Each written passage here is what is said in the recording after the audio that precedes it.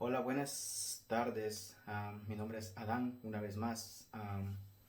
Y estoy aquí porque quiero presentar un nuevo video. Quiero llevar a ustedes un nuevo mensaje de las Escrituras. En la historia cristiana, en la historia cristiana de Dios, Dios desciende para ascender de nuevo. Desciende, baja de la cima, de lo absoluto al tiempo y al espacio, a lo humano. Pero desciende para volver a subir y traer consigo al mundo entero miserable. Uno se imagina a un hombre fuerte que se inclina cada vez más para ponerse debajo de una carga. Debe de encorvarse lo más que pueda para volver a levantarse. Debe casi desaparecer bajo el fardo antes de enderezar con fuerza prodigiosa la espalda y avanzar con todo el bulto que se abalancea sobre sus hombros.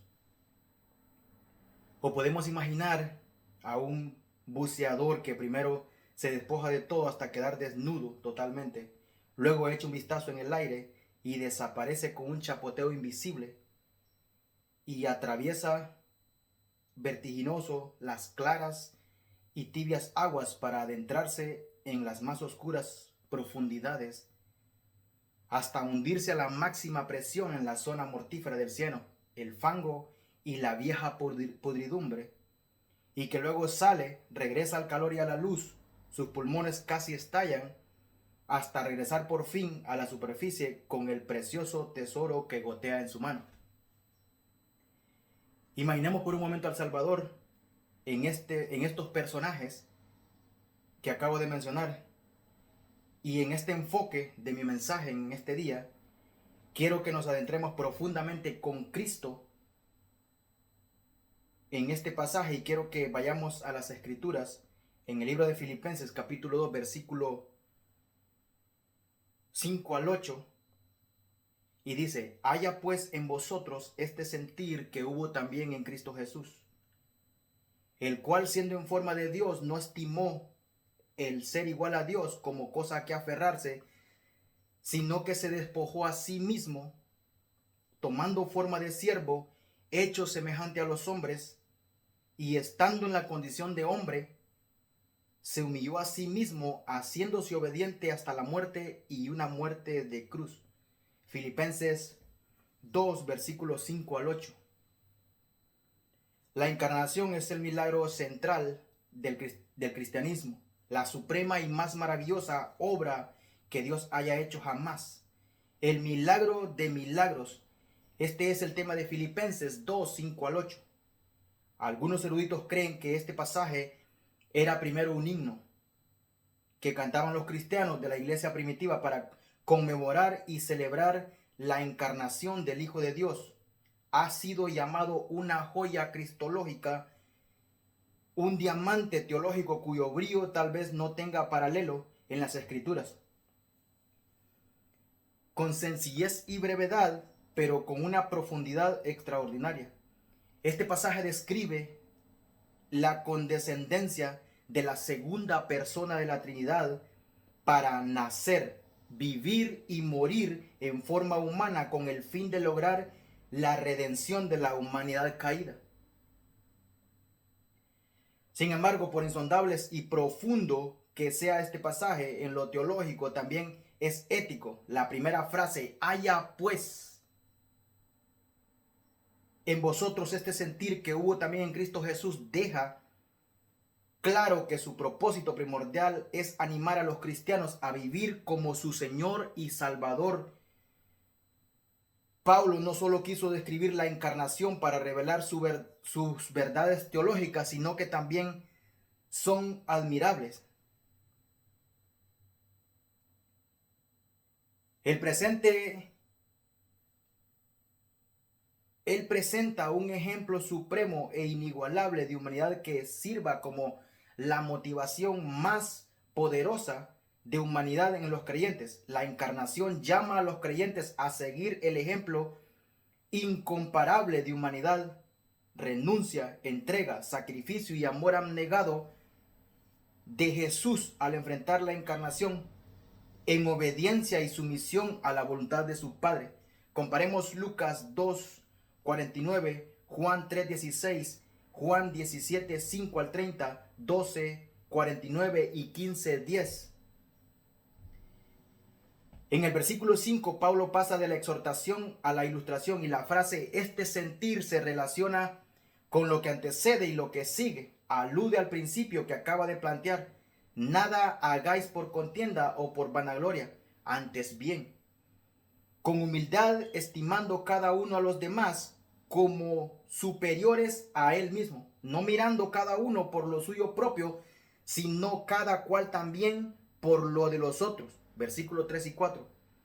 Por otro lado, se proyecta la ilustración de este principio en el cumplimiento perfecto en Jesús, como lo describen los versículos 6 al 8. La finalidad del creyente con este sentir es la unidad espiritual de la iglesia, sintiendo lo mismo, teniendo el mismo amor unánime, sintiendo una misma cosa. La unidad de la iglesia solo puede surgir de un sentir de verdadera humildad, de creyentes que en realidad consideran a los demás como superiores a sí mismos. La actitud que Cristo Jesús manifiesta como ningún otro en su encarnación. El apóstol Juan declara: el que dice que permanece en él, en este caso en Cristo, debe andar como él anduvo. Primera de Juan 2:6. Jesús ordenó: llevad mi yugo sobre vosotros y aprended de mí, que soy manso y humilde de corazón, y hallaréis descanso para vuestras almas. Mateo 11:29. En vosotros se refiere a la virtud del creyente como individuo.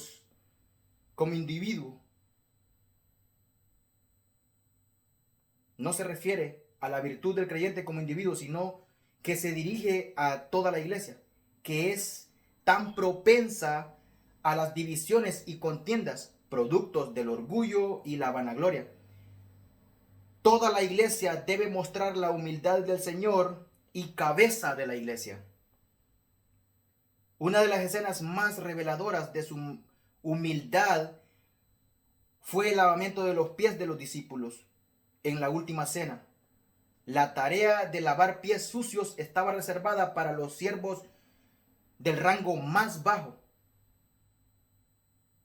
A Jesús lo habían reconocido como el Mesías y libertador mencionado en las profecías, el rey de Israel, en su entrada triunfal en Jerusalén pocos días antes, Juan 12:12 al 15. Él sabía muy bien que el Padre le había dado todas las cosas en las manos y que había salido de Dios y a Dios iba. Esa demostración de humildad ejemplifica con claridad este sentir que hubo también en Cristo Jesús, que bien podría ser el acontecimiento que el apóstol tenía en mente al describir este pasaje. La vida de humildad no es la del mundo, en especial, no es la elección de sus líderes eminentes, de quienes se espera que tomen lo más selecto de todo para sí.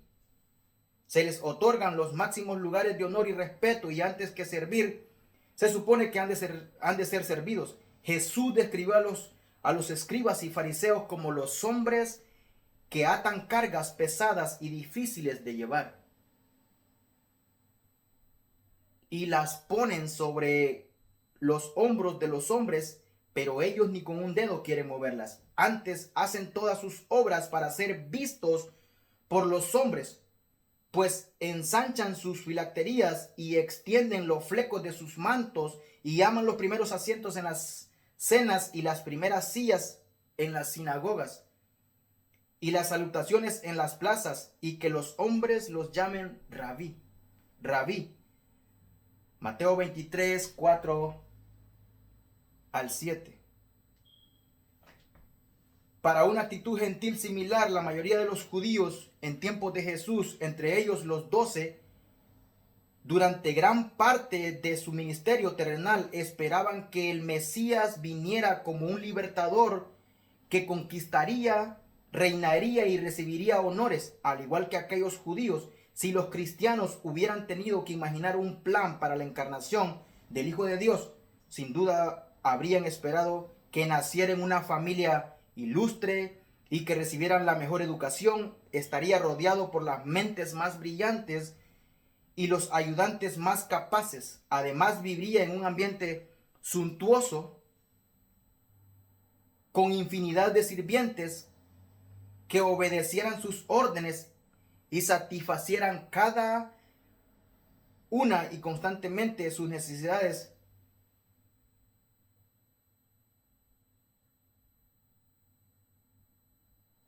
Estaría protegido de peligros físicos y de críticas constructivas, desconstructivas, y sin duda merecería todo eso. Sin embargo, esa no es la manera como Dios obra. Su Hijo unigénito nació en la familia más humilde, en el lugar más humilde, a los ojos de quienes lo rodeaban. Incluso amigos y su propia familia vivían como cualquier hombre. Los 12 hombres que él eligió para hacer sus apóstoles eran, a excepto quizás de Mateo, hombres comunes con poca educación, destreza o posición social. Él se sometió a cada humillación y afrenta de parte de sus enemigos y rehusó defenderse. El más digno llegó a ser el más bajo. Está claro que los creyentes no pueden seguir el ejemplo de la deidad, la encarnación, la perfección moral y espiritual, los milagros ni las obras redentoras de Cristo. No obstante, estamos llamados a ser su ejemplo, su humildad como lo manifestó en su encarnación, en patente contraste con los escribas y fariseos que amaban la gloria. Jesús les mandó a sus seguidores: pero vosotros no queráis que os llamen maestro,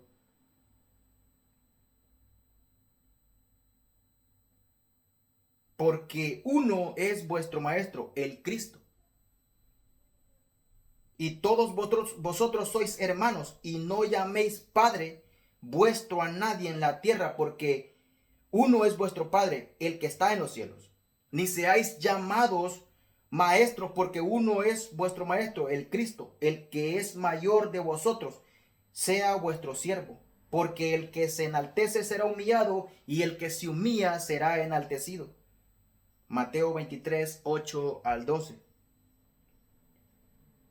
Al presentar el ejemplo intachable de humildad de Jesús, Pablo también relata desde una óptica teológica el descenso del Hijo de Dios del cielo a la tierra. Describe la elevada posición que dejó y luego presenta una serie de descensos desde aquella posición de gloria y honor a la humillación creciente. Y veremos estas categorías paralelas juntas en relación con cada una de las etapas descendentes que menciona este pasaje. Y en primer lugar, veremos la elevada posición que Jesús dejó. Volvemos de nuevo: el cual, siendo en forma de Dios. 2, versículo 6. Filipenses 2, versículo 6. El descenso humillante de Jesús fue de su posición exaltada en virtud de su existencia en forma de Dios, antes, durante y después de su encarnación. Él era por naturaleza de forma plena y eterna Dios. Siendo es la traducción de un participante presente activo que está formado por principio y denota la continuación de un estado o existencia previos, y subraya la esencia de la naturaleza de una persona, la que es absolutamente inalterable, inalienable, inmutable. Jesucristo era desde la eternidad sin alteración alguna, siempre será en forma de Dios. Forma se refiere a la manifestación externa de una realidad interna.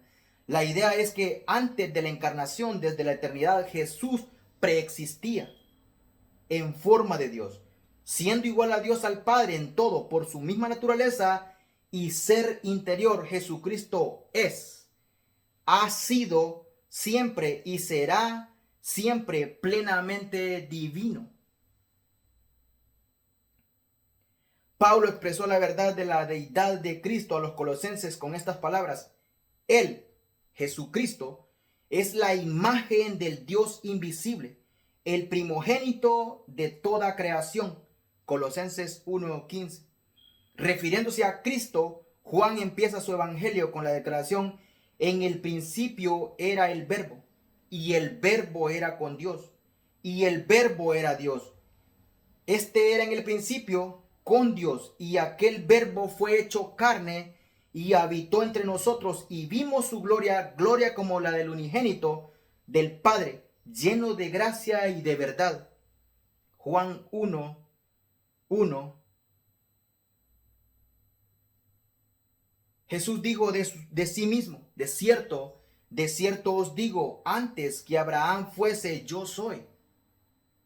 Juan 8:58. Y luego oró: ahora pues, Padre, glorifícame tú al lado tuyo con aquella gloria que tuve contigo antes que el mundo fuese. Padre, aquellos que me has dado, quiero que donde yo estoy, también ellos estén conmigo, para que vean mi gloria que me has dado, porque me has amado desde antes de la fundación del mundo. Juan 17:5. El autor de Hebreos nos recuerda que Dios en estos postreros días nos ha hablado por el Hijo, a quien constituyó heredero de todo, y por quien asimismo hizo el universo, el cual, siendo el resplandor de su gloria y la imagen misma de su sustancia, y quien sustenta todas las cosas con la palabra de su poder. Hebreos 1:2-3. A la luz de las insondables realidades de la deidad de Jesús, plena e inalterable, su encarnación fue la más honda humillación posible para cualquier cambio y cualquier nivel, incluso pasajero. Por el divino mandato de su Padre, significaba un descenso. Por definición, abandonar la perfección requiere adoptar algún grado de imperfección.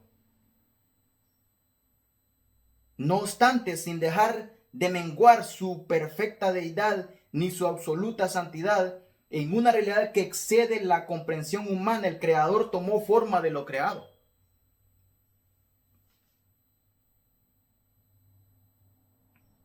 Lo infinito se hizo finito. Lo absolutamente santo llevó el pecado. El corazón mismo del evangelio de la redención es que el Padre, al que no conoció pecado, por nosotros lo hizo pecado, para que nosotros fuésemos hechos justicia de Dios en él, en Cristo Jesús. Segunda de Corintios 5:21. Si bien esta verdad del evangelio, infinitamente maravillosa y cardinal, es imposible de entender, debe creerse. El ejemplo para quienes tienen la fe salvadora en Cristo es evidente en virtud de su relación con Cristo. Gozan de una posición y un privilegio especial delante de Dios. Por medio de Cristo son hijos de Dios, más a todos los que recibieron, a los que creen en su nombre, les dio potestad de ser hechos hijos de Dios. Juan 1:12. Y por cuanto son sus hijos, cuando Él se manifieste, serán semejantes a Él, porque le verán tal como Él es. Primera de Juan 2:3. Aunque aquellos siempre serán sus siervos, Él les concede el privilegio de llamarles amigos. Os he llamado amigos porque todas las cosas que he oído de mi Padre os las he dado a conocer. Juan 15:15. Jesucristo mora en los creyentes. Efesios 3:17. Y también el Espíritu Santo. Juan 14:17. En su vida terrenal los creyentes son templo viviente de Dios. Primera de Corintios 6:19. Y embajadores en el nombre de Cristo. Segunda de Corintios 5:20. Han sido bendecidos por Dios con todas bendiciones espirituales en los lugares celestiales en Cristo, escogidos en Él antes de la fundación del mundo, predestinados para ser adoptados hijos suyos por medio de Jesucristo. Efesios 1:3-5. Ellos han sido predestinados para que fuesen hechos conforme a la imagen de su Hijo. Romanos 8:29. Llamados conforme a su propósito, justificados, y un día serán glorificados ellos. Son piedras vivas, edificadas como casa espiritual y sacerdocio santo para ofrecer sacrificios espirituales aceptables a Dios por medio de Jesucristo. Linaje escogido, real sacerdocio, nación santa, pueblo adquirido por Dios. Primera de Pedro 2:5-9. No obstante, los cristianos solo son hijos de Dios por adopción, no por derecho inherente. Reciben todas las bendiciones maravillosas y los privilegios por pura gracia divina. Son suyos en virtud de su unión con el unigénito y eterno Hijo de Dios, Jesucristo. Por consiguiente, si el Hijo eterno de Dios se humilló a sí mismo de forma tan incomparable, cuanto más deberían decidir los hijos adoptados de Dios llevar una vida humilde y abnegada.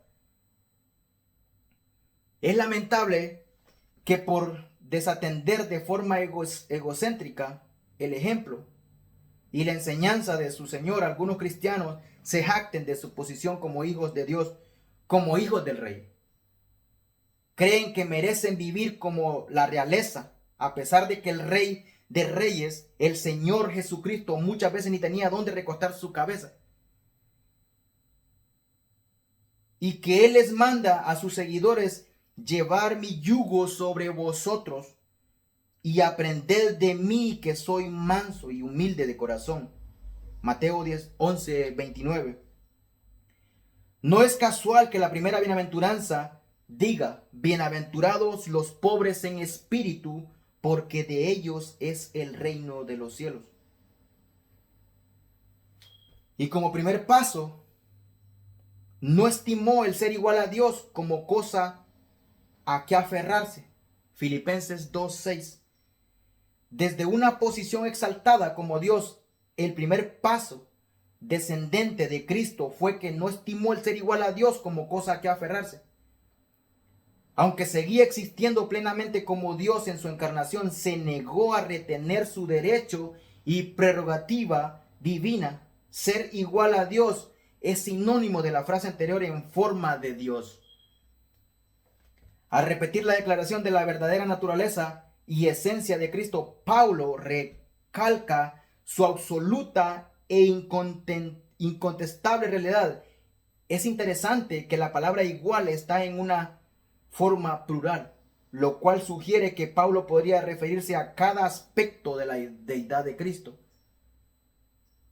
Durante su ministerio terrenal, Jesucristo nunca negó ni desestimó su deidad. Él fue claro en reconocer su unión y dependencia divina como hijo de su Padre. Su potestad sobre toda carne y para dar vida eterna. Estuvo dispuesto a sufrir la peor humillación posible antes que exigir honor, el privilegio y la gloria que le pertenecían. Tampoco usó los poderes de su deidad soberana y permanente para resistirse al propósito de su Padre. Porque el precio fuera demasiado alto, esa actitud de entrega abnegada de sí mismo, de las posesiones, de la autoridad y de los privilegios debería caracterizar a todos los que pertenecen a Cristo. Los cristianos deberíamos estar dispuestos a soltar las bendiciones que tenemos y que solo poseemos gracias a Él.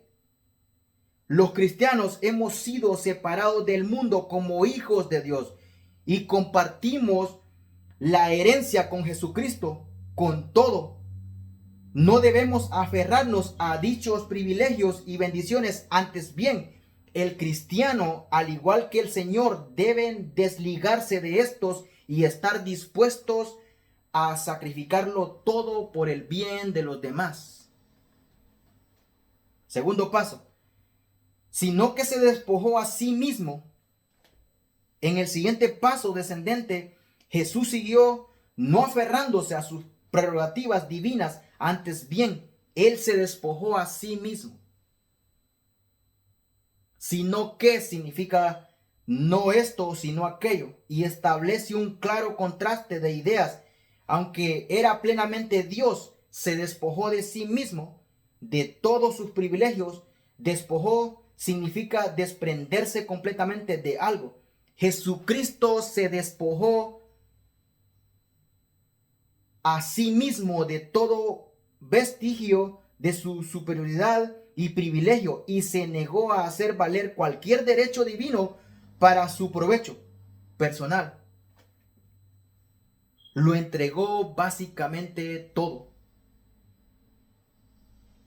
Cabe recordar siempre que Jesús se despojó a sí mismo de solo algunas prerrogativas divinas y no de su deidad como tal. Él siempre ha sido y siempre será Dios, pleno y eterno.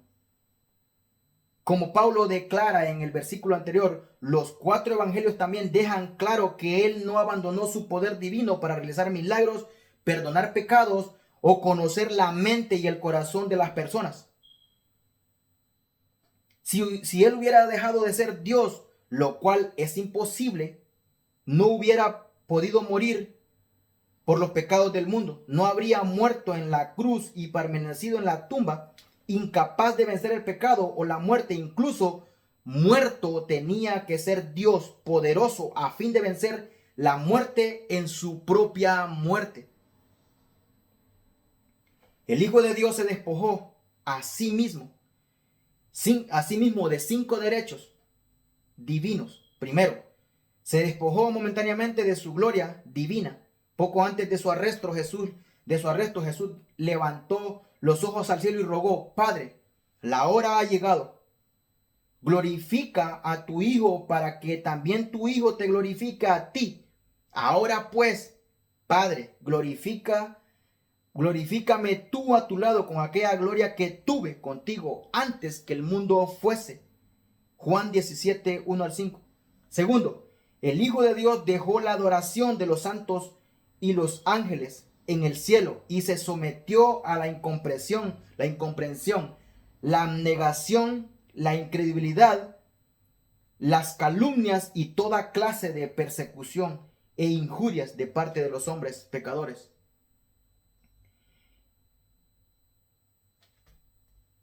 Tercero, renunció a todo su esplendor celestial para sufrir una muerte abyecta y dolorosa en la cruz.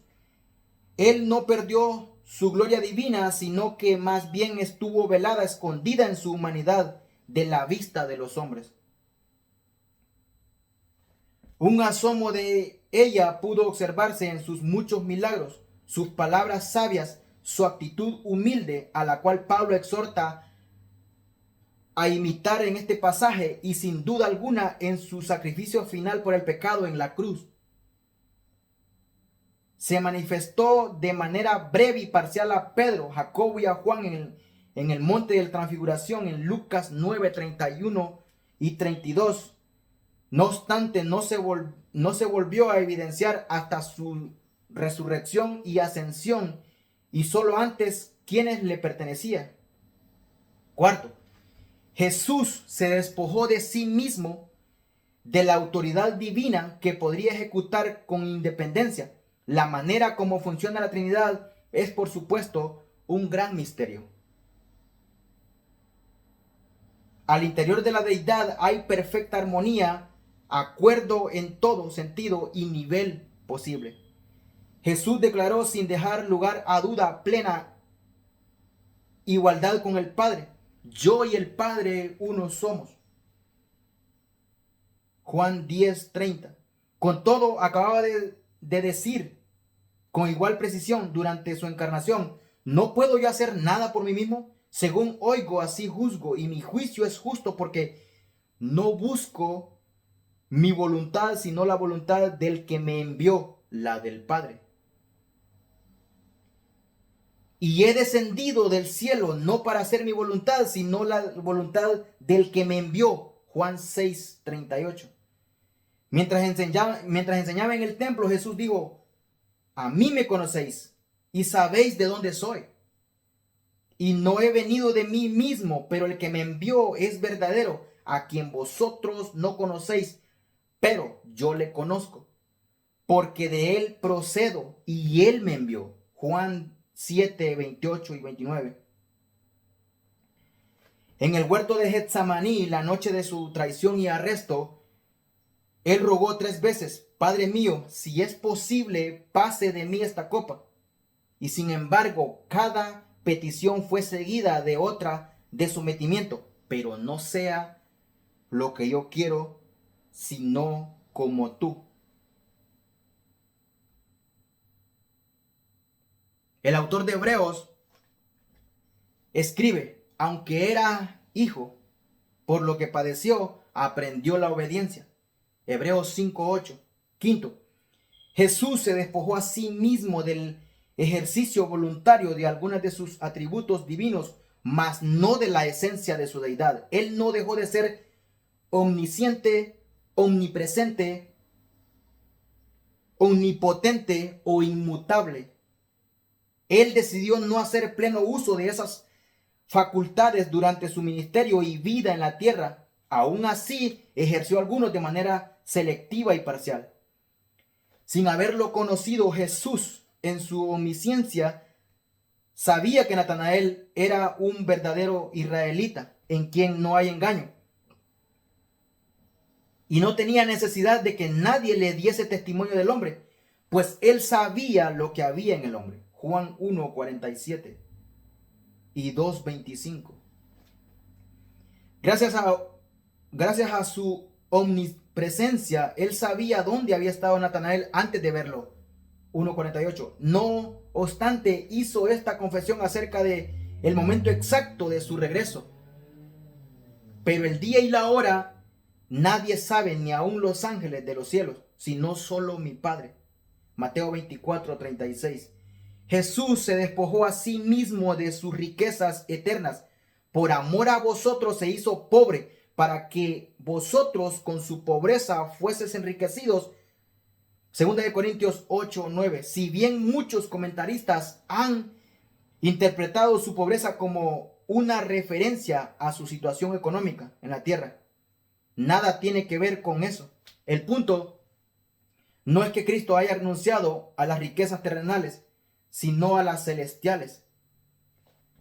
Como vimos, Él dejó la adoración y el servicio de los ángeles y los redimidos en el cielo, porque el Hijo del Hombre no vino para ser servido, sino para servir y para dar su vida en rescate por muchos.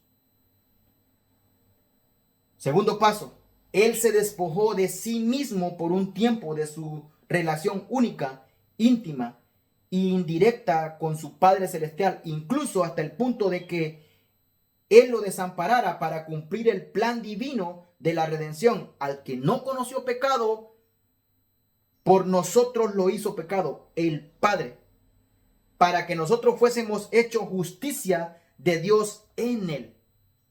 2 Corintios 5:21. Sin embargo, incluso la breve separación de su Padre, causada porque Jesús cargaba con el pecado, lo llevó a clamar a gran voz diciendo: Elí, Elí, lama sabactani.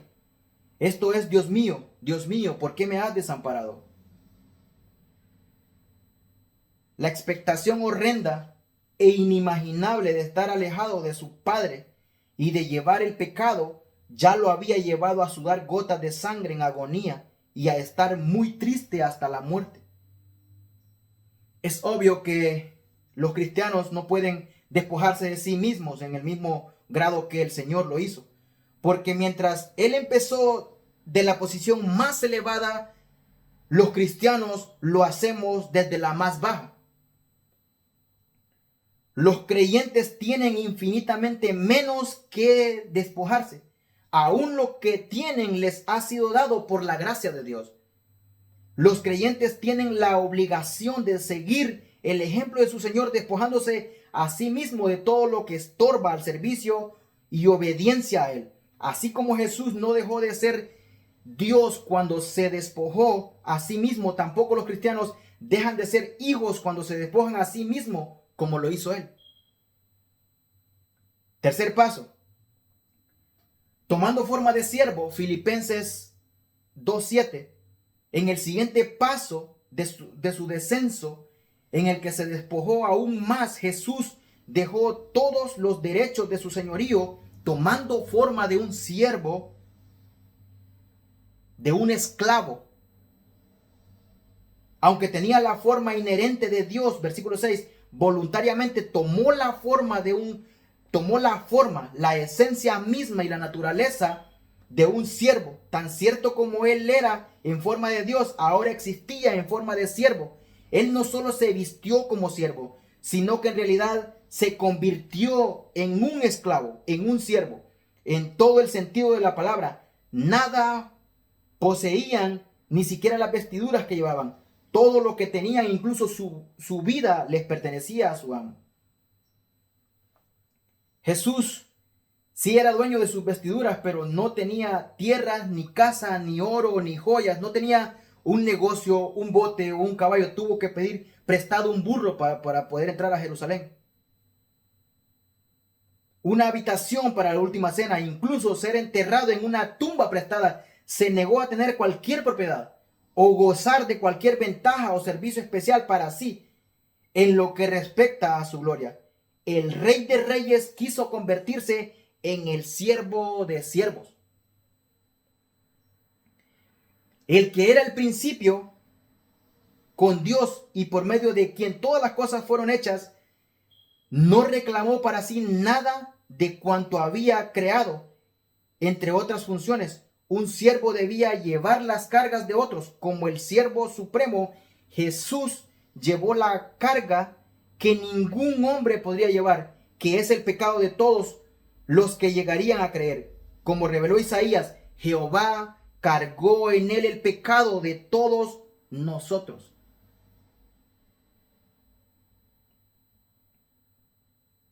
Jesús vino para hacer la voluntad del Padre y a servir a las necesidades de su pueblo en nombre de su Padre. Él renunció por completo a su derecho como hijo de Dios y se convirtió en siervo, y como siervo tampoco reclamó derecho alguno como el Hijo del Hombre. Él mismo testificó en su último viaje de camino a Jerusalén: el Hijo del Hombre no vino para ser servido, sino para servir y para dar su vida en rescate por muchos. Mateo 20:28. Cuarto paso. Él fue hecho semejante a los hombres. Filipenses 2:7. Al seguir con su descenso, Jesús fue hecho semejante a los hombres. Así lo hizo Dios mediante su concepción y nacimiento virginal, que fueron prodigiosos. La palabra semejante se refiere a algo no solo en apariencia, sino en realidad. Jesús no era un clon o un extraterrestre disfrazado. Él se convirtió en un hombre, en un ser humano como cualquier otro, como tú y como yo.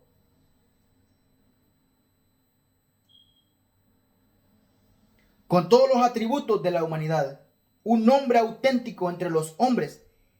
Era tan evidente su humanidad que incluso su familia y discípulos no lo hubiesen reconocido, no hubiesen reconocido su deidad, al no ser porque los ángeles, Mateo 1:20 al 21, Lucas 1:26 al 35, Dios Padre, Mateo 3:17 y 17:5, y por el mismo Jesús, Juan 8:58, 14:1 al 4, 16:13 al 15 y 17:1 al 26, que se lo reveló. Y a pesar de sus incontables milagros, sus enemigos rehusaron pensar siquiera en su deidad. Ante sus ojos, él no solo era un simple mortal, sino el más bajo de los hombres, un blasfemo. Aunque Jesús perdonó pecados y aceptó ser adorado como le correspondía, Siendo el Hijo de Dios, no pidió ni aceptó privilegio alguno, ni especial honra como hombre. En la humanidad más sublime que pueda existir, vivió y obró no solo como un hombre entre los hombres, sino que como un siervo de siervos. Él tomó su lugar entre las personas comunes y corrientes. Quinto paso. Y estando en la condición de hombre, 2:8, el descenso continuó con Jesús estando en la condición de hombre, para seguir con la verdad de que fue hecho semejante a los hombres, habiendo sido hecho un auténtico ser humano. Por el poder divino, mediante la concepción virginal, Cristo fue visto o reconocido como un hombre por quienes lo conocieron y observaron encarnado. Como había profetizado Isaías cerca de 700 años antes, el Mesías fue despreciado y desechado entre los hombres, varón de dolores y experimentado en quebranto. Y como que escondimos de él el rostro, fue menospreciado y no le estimamos. Isaías 53:3.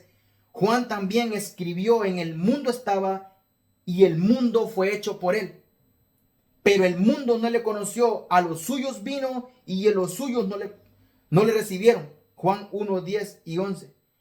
Ellos dijeron: ¿no es este el hijo de José, cuyo padre y madre conocemos? ¿Cómo pues dice este: del cielo he descendido? Juan 6:42. Es lamentable que ni aun sus hermanos creían en él. Juan 7:5. Algunos judíos religiosos e incrédulos dijeron: pero este sabemos de dónde viene. Este sabemos de dónde es, mas cuando venga el Cristo nadie sabrá de dónde sea. Juan 7:27.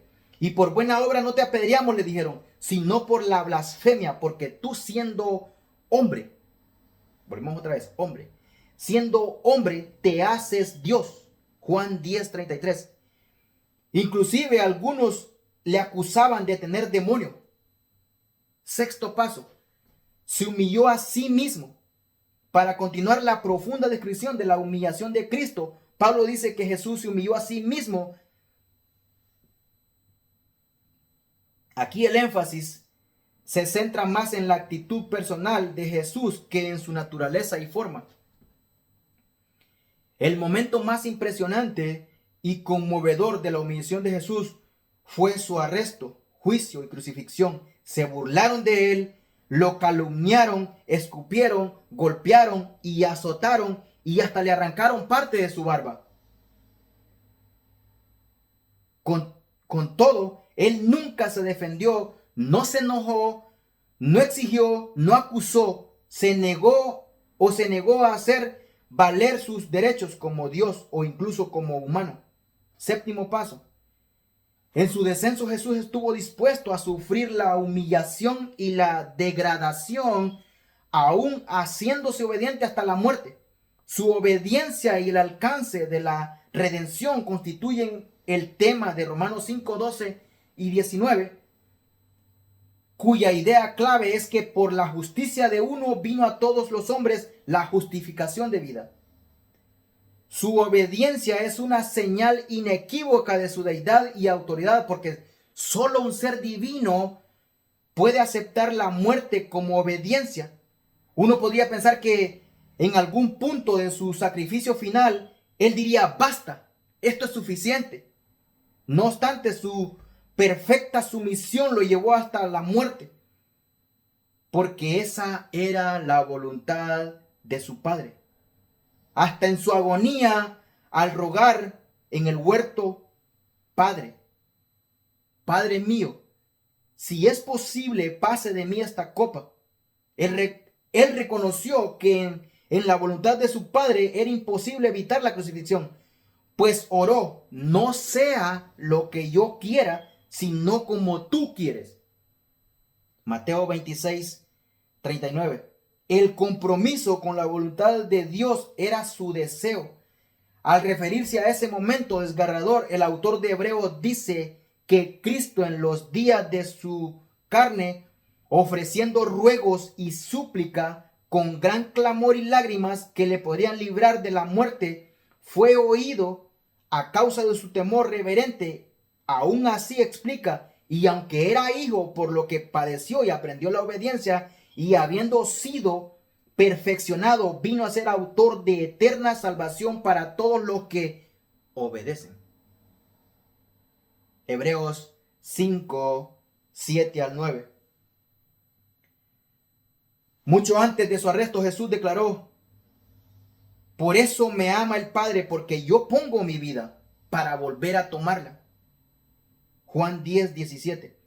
Pedro se opuso con vehemencia a la clara predicción de Jesús acerca de su muerte inminente y necesaria, por lo que escribió, por lo que recibió severa reprensión. Entonces Pedro, tomándolo aparte, comenzó a reconvenirle, diciéndole: Señor, ten compasión de ti.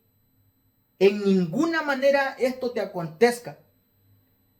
Pero él, volviéndose, dijo a Pedro: quítate delante de mí, Satanás, me eres piedra de tropiezo, porque no pones la mira en las cosas de Dios, sino en la de los hombres.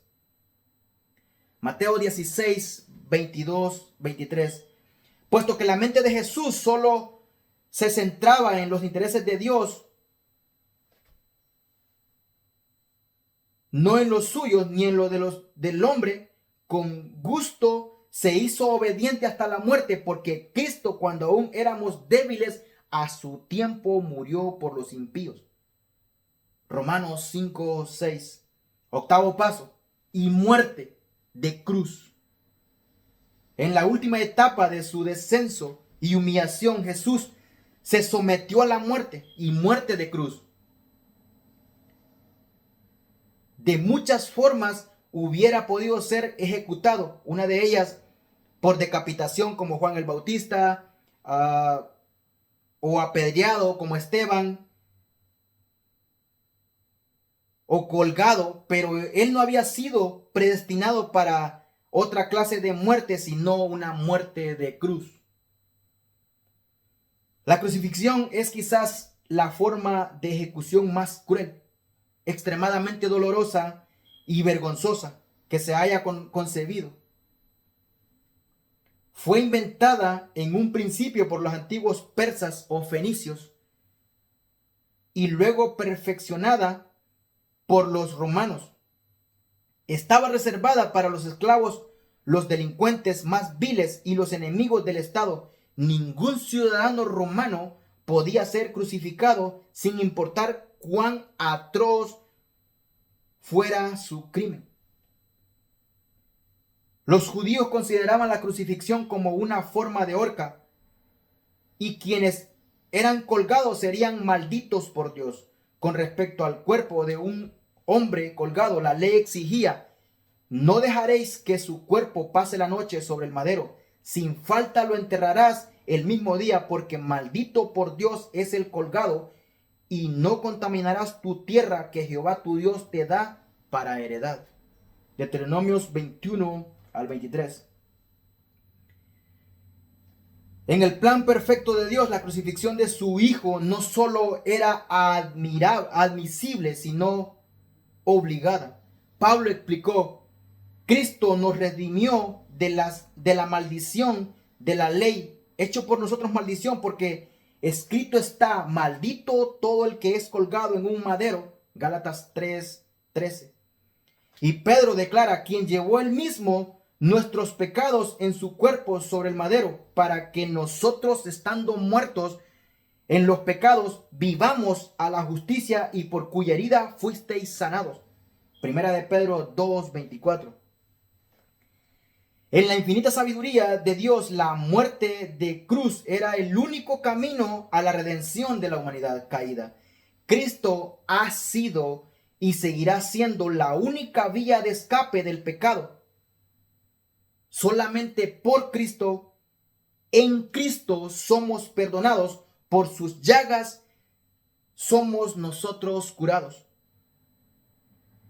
Y con esto quiero terminar. Y con esto quiero dar por terminado. Como dije al principio, no soy un pastor, de ninguna iglesia, asisto a una, pero solo soy un hermano más. Solo soy un hermano más en Cristo que quiere esparcir la semilla del Evangelio y que siga creciendo en tierras infértiles como las de nuestros tiempos, tiempos peligrosos. Espero que esto le sirva de algo a alguien y que Dios nos bendiga.